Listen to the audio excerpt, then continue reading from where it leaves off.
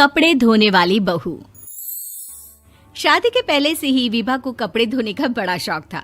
कभी नल के नीचे तो कभी तालाब के पास। अरे मेरी नीली वाली लुंगी नहीं दिख रही है।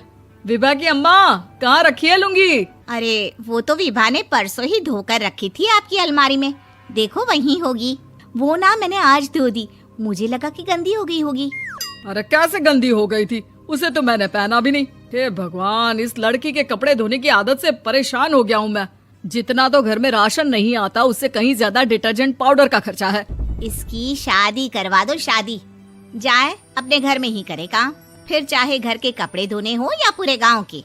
हाँ ठीक बोल रही हो, देखता हूँ मैं कोई लड़का। वो दिन भी आ जाता है जब विभा को देखने लड़के वाले आ जाते हैं। लड़की मुझे अच्छी लगी। होने वाली सास कहती है, बेटी अगर कुछ पूछना है तो पूछ लो। वैसे तो हमारी लड़की बहुत ही शर्मीली है, जो बोल दो वो मान लेती है, इसे क्या पूछना होगा। अरे कैसी बात कर रही हो माँ, मुझे इन लोगों के घर रहना है, सवाल तो कई है। हाँ हाँ बेटा, पूछ लो ना, क्या पूछना है। आप लोगों के घर कपड़े कौन धोता है? सास का मुंह बन जाता है। देखो, अगर तुम ये कहना चाहती हो कि तुम्हें कपड़े धोने नहीं आते तो सुन लो, कपड़े मैं ही धोती हूँ, लेकिन तुम्हारे आ जाने के बाद मैं रुमाल तक नहीं धोऊंगी। अरे चुप रहना भाग्यवान, बहू बेचारी घर आई नहीं, उसे डराना शुरू कर दिया। वो क्या है ना बिटिया, अभी तक तो ये कल्लू की माँ ही धोती थी, लेकिन अब तुम्हारे पापा तो दहेज में वॉशिंग मशीन देंगे ही। तभी विभा की माँ बोल पड़ती है, सवाल भी पूछा तो क्या। वैसे भाई साहब, मशीन की तो फिर भी कपड़े धोने की कैपेसिटी होती है। मतलब जो बिटिया दे रहे हैं ना विभा, इसे कपड़े धोने का बहुत शौक है। ये आप लोगों के क्या, आस पड़ोस गांव मोहल्ले सबके कपड़े धो दे और उफ तक ना करे। बाहर देखा नहीं आपने कितने कपड़े सूख रहे हैं? सब हमारी बिटिया ने ही तो धोए हैं। बस भी करो ना माँ, शर्म आ रही इतनी तारीफ सुनकर। और तो और एक दाग निकाल कर दिखाओ तो मान जाओ। हाँ अच्छा, माफ करना बेटा, मैंने गलत समझा। हमें तो रिश्ता बहुत पसंद है।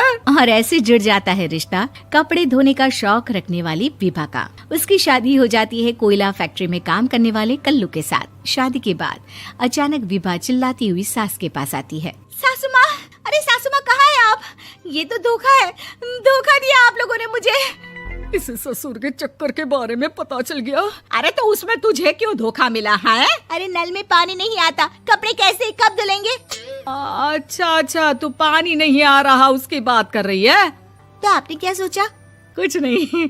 अच्छा, तेरी माँ ने कहा था कि कपड़े धोने का शौक है तुझे, याद आया मुझे। शौक बोलकर कपड़े धोने वाले मेरे जुनून को कम ना आके सासू माँ, कपड़ा धोना मेरा गुरूर है। तभी पति भी वहाँ आ जाता है। अभी मैंने इसे सनी देओल की फिल्म दिखाई है, उसी के डायलॉग मार रही है माँ। अच्छा सुन, साफ साफ बता रही हूँ, पानी सुबह 4 से 6 और शाम को 10 से 12 आता है, समझी? विभा टाइमिंग सुनकर हैरान हो जाती है। ये क्या भूतों का मोहल्ला है? सुबह 4 बजे उठकर कौन कपड़े धोता है? 4 बजे टंकी में पानी जाता है, फिर सारा दिन धोना ना, किसने मना किया? अरे कैसी बात कर रही हैं? 200 लीटर की टंकी में कितने कपड़े धो लूंगी मैं? सुबह ही उठ जाऊंगी मैं। अब क्या था, विभा सुबह 4 से लेकर रात के 12 बजे तक कपड़े ही धोती रहती। एक रोज सास पड़ोस से निकलकर कहीं जा रही होती है कि साथ वाली कहती है, हाँ कल्लू की माँ, जरा ये बताओ कि 2 साड़ी है, 2 ब्लाउज और एक पेटीकोट और एक नाड़े वाला लंबा कच्छा। हाँ तो? अरे तो क्या, कितना लोगी धुलाई ये बताओ। धोबन दिख रहे हैं हम क्या? हमारे पति सरकारी नौकरी से अभी रिटायर हुए हैं और बेटा सुपरवाइजर है कोयला फैक्ट्री में। धोबन समझ रखा है हमें? हाय रे कल्लू की अम्मा, माफ कर दो, वो तो मोहल्ले में यही सब बता रहे थे कि तुमने बहू को कपड़ा धुलवाने के काम में लगा दिया है। सास को पड़ोसन की बात सुनकर गुस्सा आ जाता है। वो घर पहुंचती है जहां घर के बाहर ही इतने सारे कपड़े सूख रहे होते हैं जितने कि किसी धोबन के घर पर। अरे ओ कल्लू की दुल्हन, बाहर निकल। माँ जी यहीं आ जाओ, बाथरूम में चादर धो रहे हैं हम। अरे अभी हम धोते हैं, तुमको बाहर निकलो। ये आस पड़ोस वाले बोल रहे हैं कि हम बहू से कपड़े धुलवा कर उसे कपड़ा धोने वाली बना दिए हैं। अरे छोड़ो ना माँ जी, किन लोगों की बातों में आती हो? आस पास के लोगों का तो काम ही होता है कि वो किसी तरह सास बहू को लड़ा दे। बहू सारे घर के कपड़े धोती है, ये क्या कम है? बोलिए। सास को भी लग जाता है कि वो बहू का ये सनकीपन नहीं छुड़वा सकती, इससे अच्छा है कि खुद ही चुप हो जाए। एक रोज सास और बहू मंदिर जाते हैं, जहाँ सास की साड़ी वहाँ खड़ी भीख मांगने वाली से मिलती है। माँ जी क्या बात है, आपकी साड़ी उस भिखारन से कितनी मिल रही है ना? हाँ हाँ देखो तो, दोनों की साड़ी मिल रही है। क्या बात है कल्लू की अम्मा, तुम खुद को तो अफसर की बीवी बताती हो और ऐसी सिंपल सी प्लेन साड़ी पहनकर घूमती हो। सिंपल और प्लेन नहीं है ये साड़ी। तो क्या सोने के धागे से फूल बने हैं? कुछ भी सासू माँ, कुछ भी।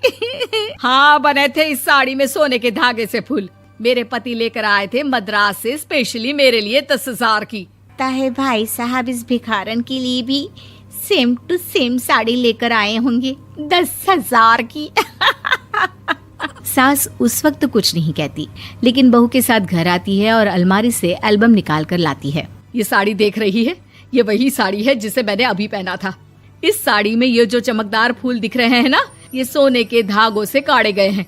लेकिन तू लोकल वॉशिंग मशीन ब्रश से घिस घिस कर सारे फूलों को निकाल कर साड़ी प्लेन कर दी। मुझे माफ कर दीजिए सासू माँ। और तो और, जब मैंने तुझे तेरी गलती के लिए कुछ नहीं कहा, लेकिन तूने तो सबके सामने मेरा मजाक ही बना दिया। क्यों? बहू को समझ में आ जाता है कि अब से उसका कपड़े धोना बंद।